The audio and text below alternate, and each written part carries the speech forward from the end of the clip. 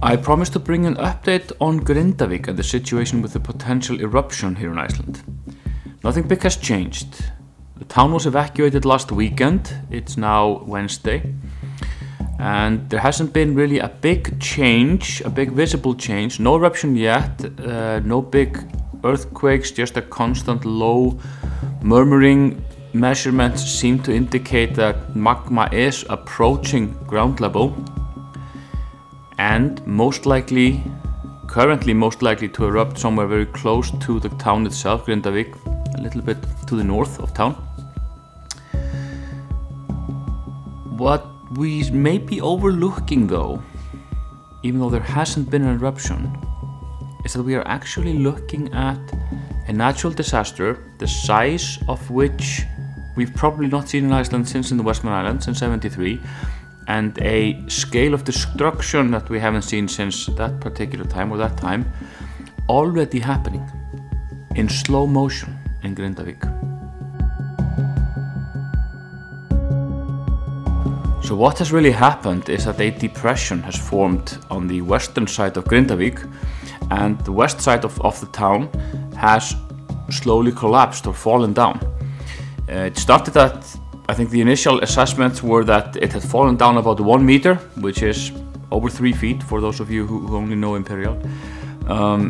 And I believe that today it's continuing to sink at a rate of about 10 centimeters a day, which is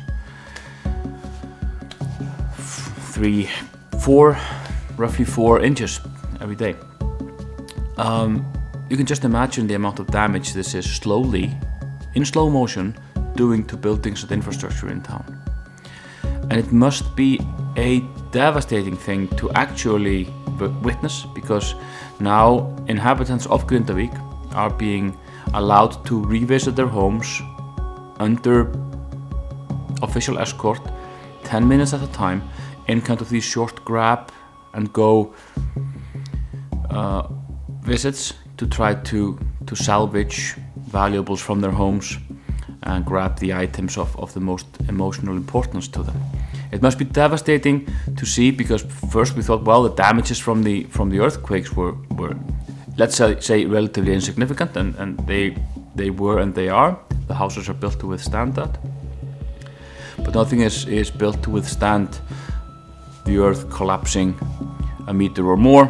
And we can see that many houses are severely damaged, and people will never be able to return to live in those houses. So this is really the situation at the moment.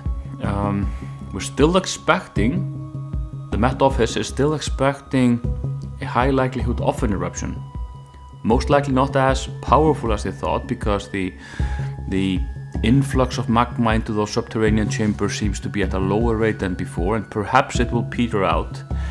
But that doesn't mean that there's just not going to be an eruption and the people of Grindavík can return to their daily lives.